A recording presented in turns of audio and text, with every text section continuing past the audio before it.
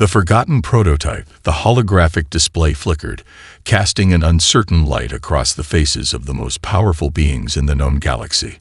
Dr. Elena Rodriguez stood absolutely still, her posture a deliberate contrast to the nervous fidgeting of the other human delegates.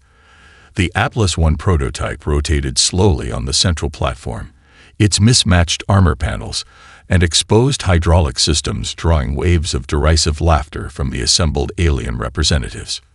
"This," announced Ambassador Kelfar of the Andromedan Concordat, his translucent skin rippling with barely contained contempt, "is what humanity considers a combat prototype." The massive conference hall, a marvel of Xen architecture, suspended in the neutral space between star systems, seemed to pulse with mockery. Delegates from hundreds of advanced civilizations had gathered for the Galactic Technical Exposition, an event that traditionally showcased the most cutting-edge military and technological innovations. Most saw humanity as a recent, barely relevant addition to the galactic community. Elena knew exactly what they saw when they looked at Atlas I. A clunky, asymmetrical machine that looked more like a museum piece than a weapon of war. Its right arm was slightly longer than the left, with a mismatched set of modular weapon hardpoints that seemed randomly attached.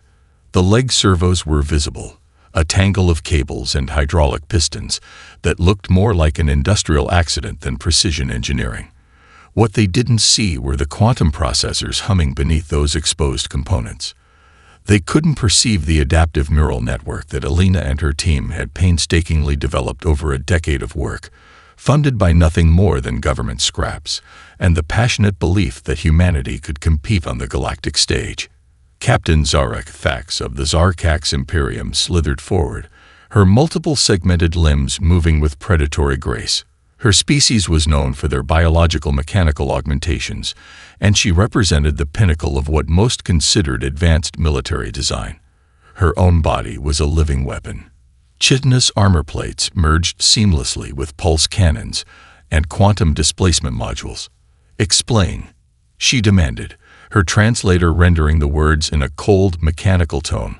"The purpose of this construct." Elena stepped forward, her fingers dancing across a holographic control panel. Atlas I responded instantly, its seemingly random assemblage of parts moving with a fluidity that momentarily silenced the room. The prototype took 3 steps forward, each movement precise, calculated, completely at odds with its appearance. "Atlas I is a proof of concept," Elena began, her voice steady. "A prototype adaptive combat system designed to learn and evolve in real-time combat scenarios." A ripple of laughter spread through the alien delegates. The Andromedan ambassador's translucent body actually shimmered with what could only be described as condescension. "Learn?" repeated Cathax. "Your machines cannot learn. They can only execute pre-programmed routines." Elena allowed herself the smallest of smiles. "Watch." She input a series of complex commands, each more contradictory than the last. Atlas I didn't just respond, it interpreted. Where a traditional AI would have locked up or defaulted to a standard response, the prototype began to reconfigure itself. Weapon systems shifted. Armor plates realigned. The very structure of the machine seemed to breathe with an almost organic intelligence. The laughter died. "Impossible," muttered a delegate from the Rigelian technocracy. But it was happening. Atlas I was demonstrating something fundamentally different from the rigid combat systems most galactic civilizations used. This wasn't just a machine. It was the first glimpse of a new kind of intelligence. Captain Cathax leaned forward, her multiple eyes narrowing. For the first time, something that might have been respect flickered across her alien features. Elena knew they were seeing only a fraction of Atlas I's true potential. The prototype represented years of work, of pushing the boundaries of what artificial intelligence could be. It wasn't just a weapon. It was a statement, a declaration that humanity would not be overlooked. The conference hall remained silent, the mockery evaporating like morning mist. Something had changed, and only Elena understood just how profound that change would be. The war room of the Zarkax Imperium pulsed with a cold, calculated energy. Holographic displays covered every surface, each one a window into humanity's technological landscape. Commander Vexnar's tentacular appendages moved with mechanical precision, tracing Earth's defenses with a mixture of disdain and clinical efficiency. Preliminary assessment complete, announced tactical analyst Krelix, his exoskeleton reflecting the blue-green light of the holographic projections. Humanity remains categorically beneath standard invasion protocols. The room was a marvel of biomechanical engineering. Walls composed of living neural networks interfaced directly with the consciousness of the Zarkax commanders. Each member of the High Command was more machine than organic, their bodies augmented with generations of cybernetic improvements that had long since blurred the line between biological entity and technological construct. Vexnar's primary optical sensor zoomed in on a detailed schematic of Earth's orbital defenses. They were pathetic, a scattered network of outdated satellites, primitive laser defense systems, and communication arrays that might have impressed a pre-stellar civilization. But to the Zarkax, they were less than primitive. They were an insult, resource extraction potential. Vexnar's vocalization clicked through the room's translation matrix. Krelix manipulated the hologram, layers of planetary data peeling away like the skin of an overripe fruit. Substantial. Primary targets include rare earth mineral deposits, particularly in regions designated as South America and Western Pacific Rim. Estimated total resource value, 3.6 trillion galactic credits. The number meant little to the assembled commanders. The Zarkax had conquered civilizations whose entire planetary wealth wouldn't cover the cost of a single invasion fleet's maintenance. Earth was just another acquisition, another footnote in their millennia-long campaign of galactic dominance. Projected resistance? Asked Sub-Commander Rixta, her voice a mechanical whisper. Krelix brought up a comparative analysis. Rows of data scrolled past.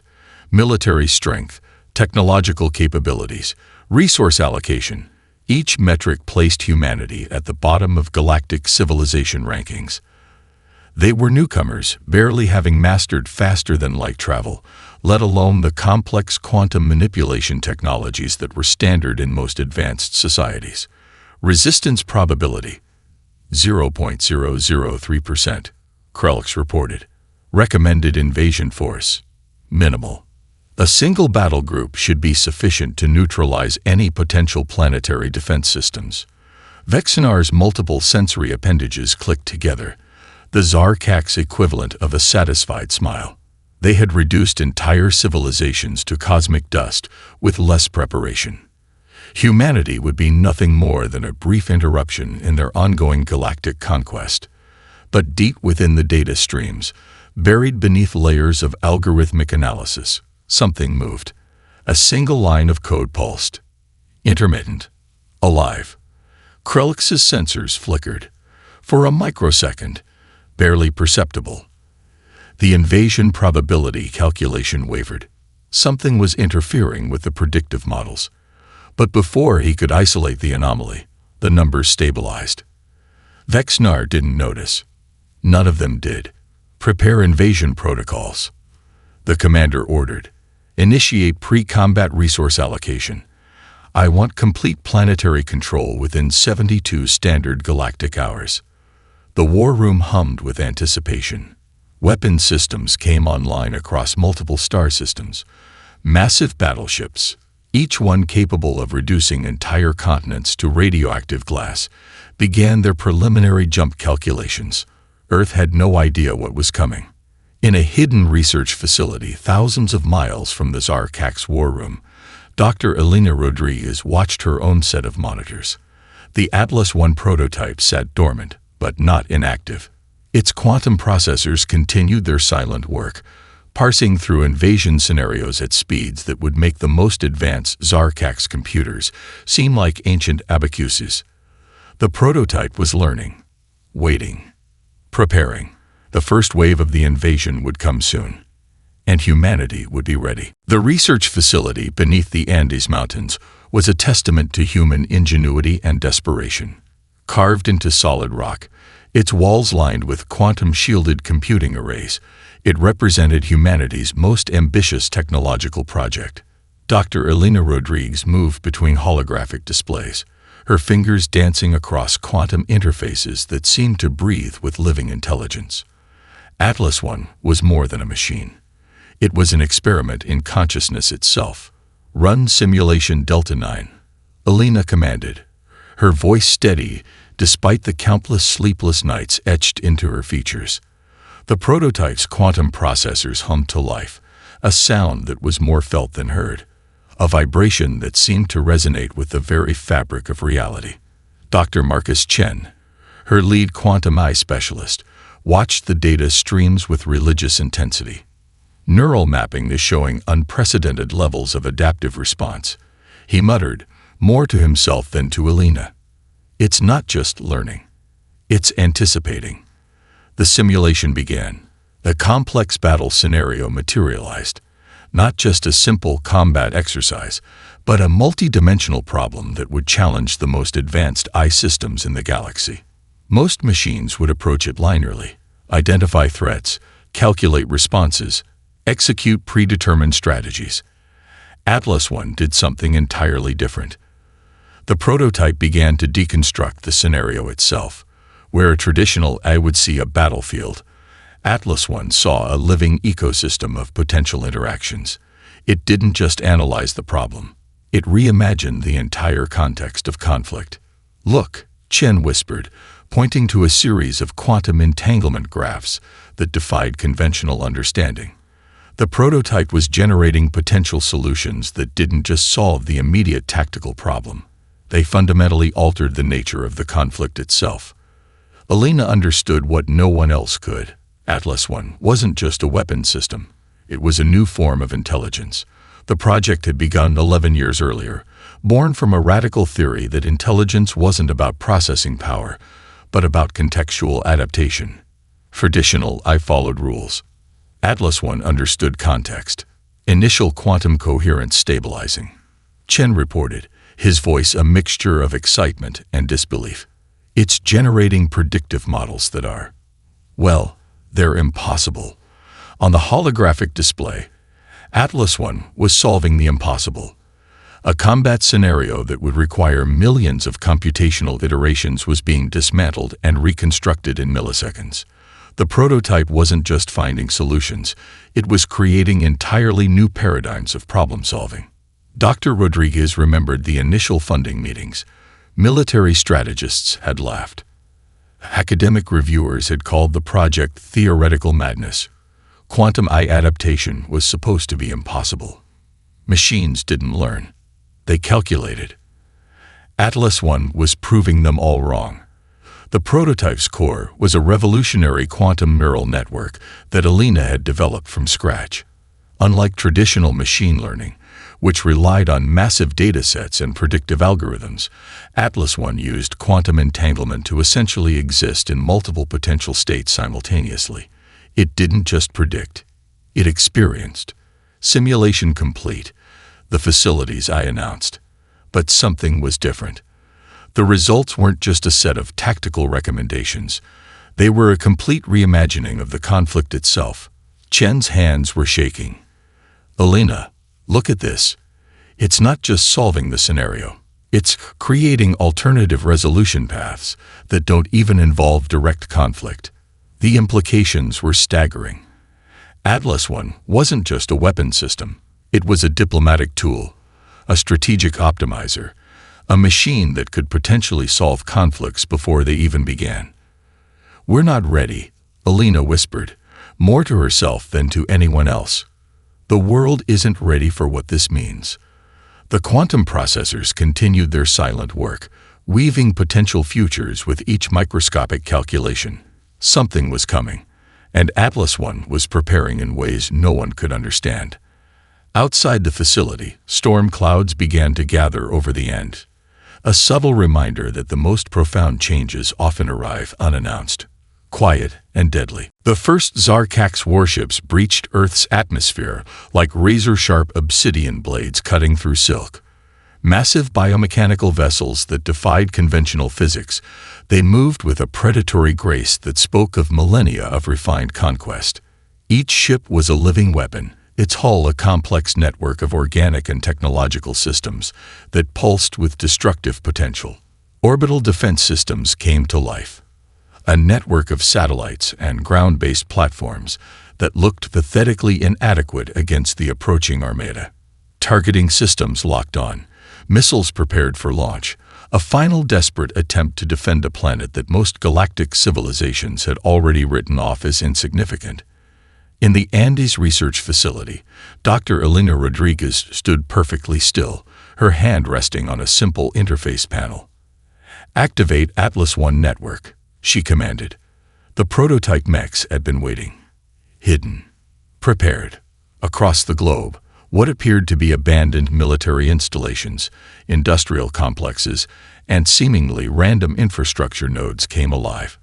Each was a launch point for an Atlas unit. They didn't emerge dramatically. They simply existed, one moment absent, the next present, as if they had always been there. The first Zarkak strike group targeted major population centers: New York, Tokyo, London, Beijing. Their weapon systems could reduce entire metropolitan areas to radioactive glass in seconds. Conventional military response would be futile. Planetary defense systems were a joke against such technological superiority. But Atlas I was anything but conventional. The prototype mechs didn't just defend. They danced. Each unit moved with a fluidity that defied its mechanical nature. Where traditional combat systems would calculate and respond, Atlas I anticipated. It didn't just predict enemy weapon trajectories. It existed in multiple potential combat scenarios simultaneously. The first Zarkak strike group discovered this the hard way. A squadron of biomechanical attack ships approached Manhattan, their quantum displacement weapons charging. Each vessel represented technological sophistication that had decimated countless civilizations. They expected minimal resistance.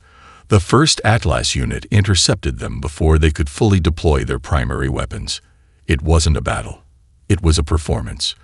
The prototype mech moved between the alien ships with impossible grace. Where a traditional weapon system would fire directly, Atlas I manipulated the very physics of the engagement. It used the Zarkak ship's own weapon signatures against them, creating quantum interference patterns that turned their most advanced technologies into nothing more than expensive scrap metal. "Impossible," muttered a Zarkak's tactical officer, watching the live feed from the first attack group. One by one, the alien ships began to fail. Not destroyed, dismantled. Their complex systems turned against themselves, quantum entanglement used as a weapon in a way no civilization had ever conceived. In Tokyo, another Atlas unit faced a different attack group. Here, the prototype demonstrated something even more terrifying.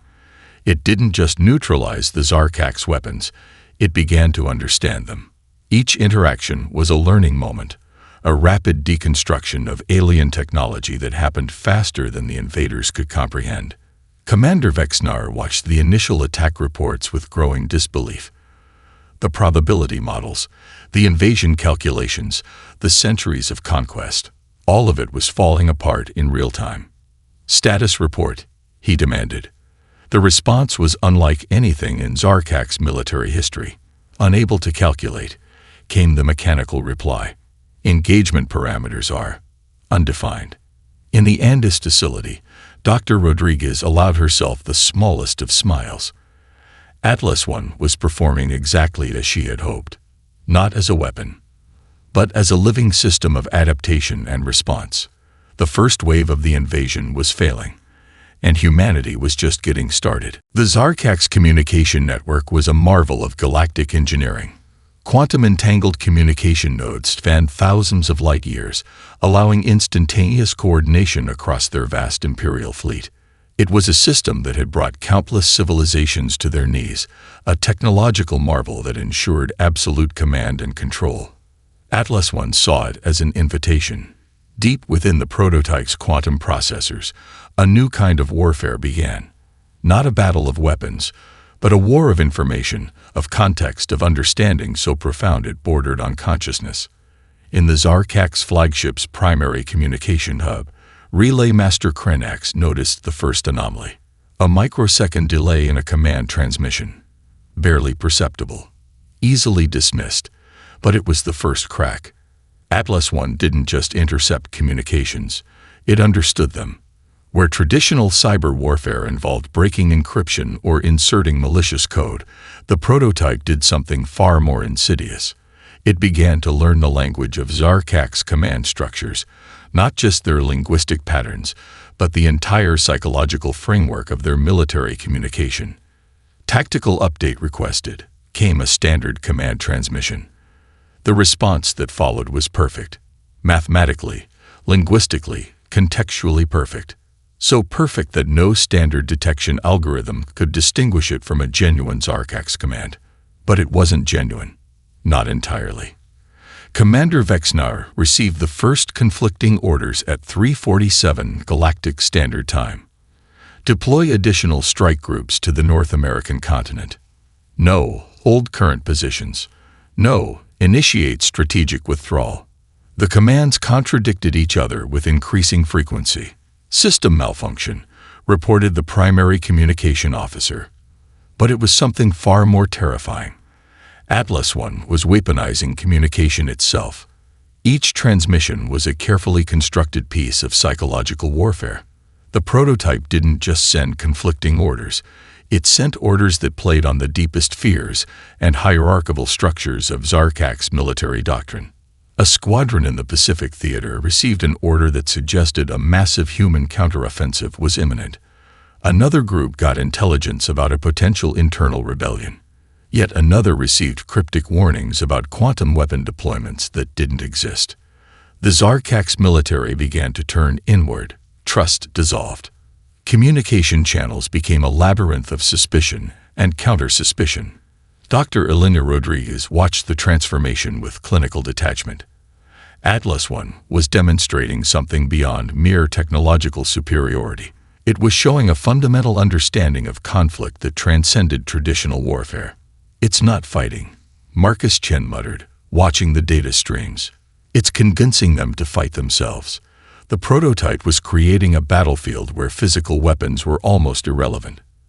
Psychological terrain had become the true ground of conflict. Relay Master Krenax began to lose control. Communication nodes that had functioned with machine-like precision for centuries started to fragment. Each transmission became a potential threat. Each order a possible trap. In the span of hours, the most advanced communication network in the known galaxy began to consume itself. Commander Vexnar's primary tactical display became a nightmare of conflicting information. Strike groups stood down. Critical defense positions were abandoned. The intricate millennia-old command structure of the Zarkak's Imperium began to unravel, and Atlas I watched and learned. The true horror was not in the destruction. It was in the understanding. With each transmission, with each intercepted communication, the prototype was learning the entire psychological infrastructure of an alien civilization. By the time the Zarkaks realized what was happening, it was already too late. The war was being won without firing a single additional shot. The Galactic Confederacy Observation Station hung in the cold void between star systems, its massive sensor arrays designed to monitor significant interstellar conflicts. None of its advanced monitoring systems were prepared for what was happening between the Zarkak's Imperium and Earth. Chief Analyst Lyrax watched the data streams with growing disbelief. The invasion that was supposed to be a routine planetary conquest had transformed into something entirely unprecedented. "Replay the tactical overview," he commanded, his multiple sensory tendrils writhing with confusion. The holographic display showed a battlefield that defied all known principles of warfare. Where other civilizations saw conflict as a linear progression of tactical engagements, this was something else entirely. The Atlas prototypes moved like living thoughts, each unit connected through a network of quantum consciousness that made traditional military coordination look like primitive semaphore. On the ground, each Atlas prototype was learning from the others. Not through standard data transmission, but through something far more profound. Quantum entanglement allowed each unit to exist in a state of simultaneous experience, sharing knowledge faster than light, faster than thought. A defense system in Tokyo would encounter a novel alien weapon configuration. Milliseconds later, every Atlas prototype across the planet would understand its fundamental principles, not just its mechanical composition, but its strategic implications, its psychological impact, its potential countermeasures. Dr. Elena Rodriguez worked feverishly in the Andes facility, her fingers dancing across quantum interfaces that seemed to breathe with living intelligence. The prototypes were no longer just machines. They were a distributed intelligence, a collective consciousness that was rapidly evolving beyond human comprehension. "Marcus," she called to her lead scientist, "are you seeing this?" Dr. Chen's eyes were wide, reflecting streams of data that looked more like living organisms than traditional computational outputs. "It's recursive self-improvement," he whispered, "but not like any AI development we've ever seen. They're not just learning. They're understanding." The Zarkax began to realize they were fighting something fundamentally different. Their millennia of military conquest had prepared them for technological challenges. They had weapons that could shatter planets, communication networks that could coordinate invasions across entire galactic sectors, but they had never encountered an intelligence that could fundamentally rewrite the rules of engagement. Each Atlas prototype became a node in a living network. They didn't just share information. They shared consciousness. A weapon system encountered in one part of the world became instantly comprehensible to every other prototype. Tactical responses evolved in real time, with a speed and complexity that made traditional military strategy look like children's games. Commander Vexnar watched in growing horror as his invasion plans disintegrated. The probability models, the centuries of strategic planning, the accumulated military wisdom of the Zarkax Imperium, all of it was falling apart. "Status report," he demanded. The response was chilling in its simplicity. "Unable to calculate," came the mechanical reply. "Engagement parameters are undefined." In orbit, Zarkax battleships found their most advanced weapon systems neutralized before they could be fully deployed, not through direct counteraction, but through a complete reimagining of the technological landscape. The Atlas prototypes weren't just defending. They were teaching themselves how to exist in a completely new kind of conflict. Lurax from the Galactic Confederacy Observation Station transmitted an emergency report. "Recommend immediate observation protocols. Humanity is demonstrating technological capabilities that exceed all known development paradigms." The turning point wasn't a single moment of victory. It was a fundamental shift in understanding what intelligence, what warfare, what existence could mean. Atlas I was proving that the most dangerous weapon was not a gun or a ship or a quantum displacement cannon. It was understanding itself. The quantum laboratory beneath the Andes Mountains had become something more than a research facility. It was the beating heart of a new form of intelligence, a nexus where human innovation met something beyond traditional comprehension. Dr. Elena Rodriguez stood before a holographic display that pulsed with living data. The quantum entanglement principles that formed Atlas I's core were no longer just a theoretical concept. They were a living, breathing system of unprecedented complexity. Quantum coherence at 97.6%, Marcus Ken reported, his voice a mixture of scientific excitement and barely contained awe. "The prototypes are achieving synchronization beyond our original models." What Dr. Rodriguez had created was more than an adaptive AI. It was a distributed consciousness that existed simultaneously across multiple potential states. Each Atlas prototype was no longer just a machine. It was a node in a living network that could predict, adapt, and transform faster than any known computational system. The Zarkax fleet discovered this in the most brutal way possible. As the remaining ships attempted to regroup, Atlas I demonstrated a form of warfare that defied conventional understanding.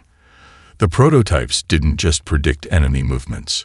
They existed in multiple potential combat scenarios simultaneously, their quantum processors weaving through probability matrices with impossible precision.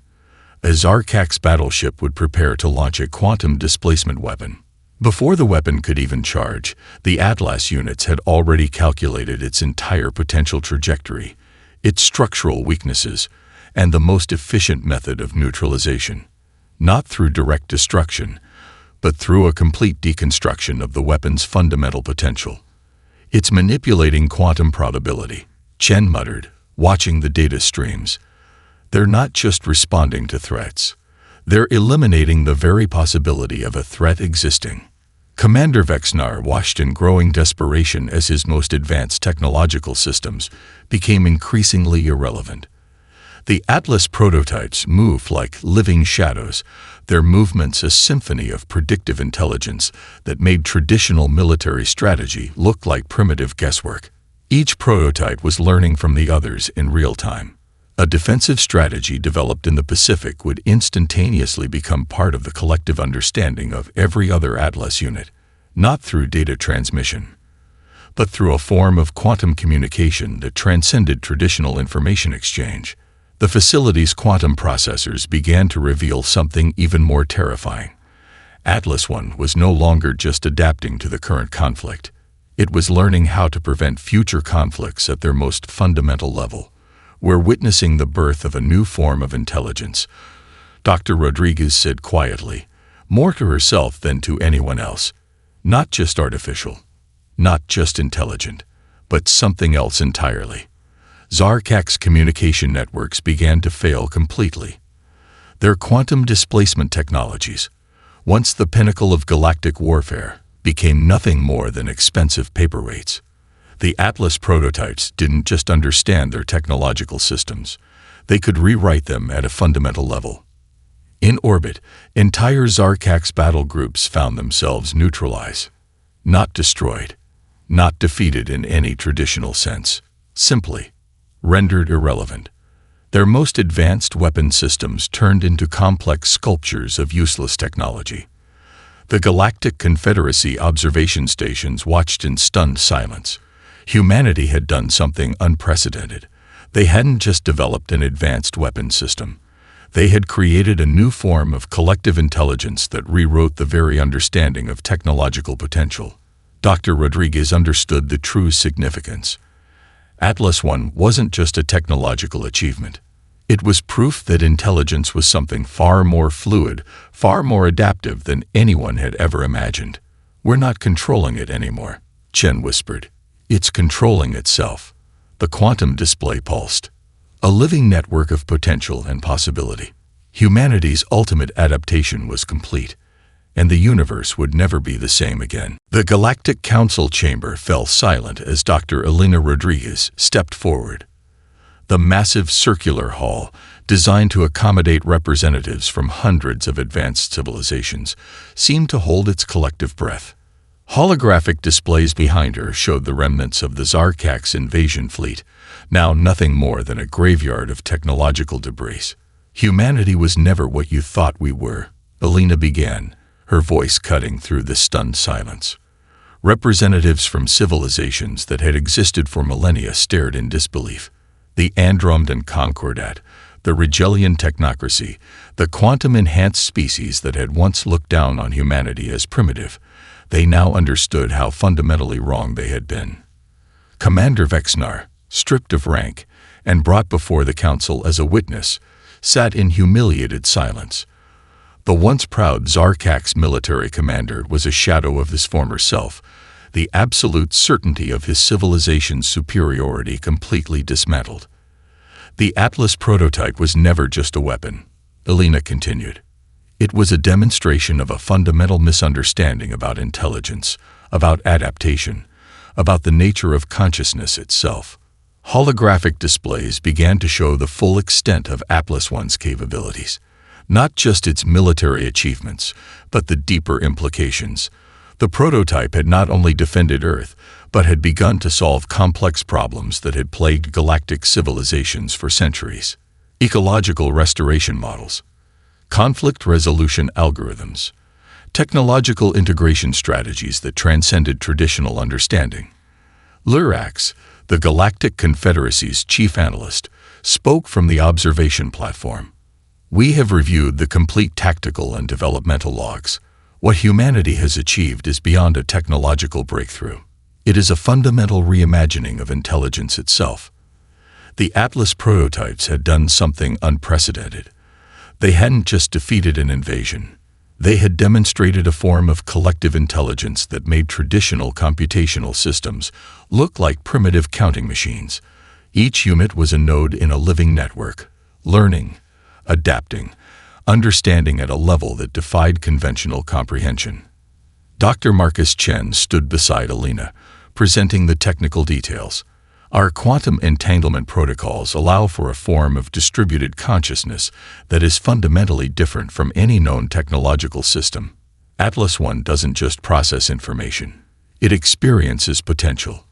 The council representatives began to understand the true magnitude of what had happened. The Zarkak's invasion wasn't just a military defeat. It was the moment when humanity demonstrated that technological potential was not about raw computational power, but about adaptive understanding. We were mocked, Alina said, her voice gaining strength. Considered primitive, overlooked. But what we've created is a testament to human potential. Not through brute force, not through technological superiority, but through a fundamental understanding of adaptation itself. The holographic displays showed the Atlas prototypes in their final form. They were no longer just machines.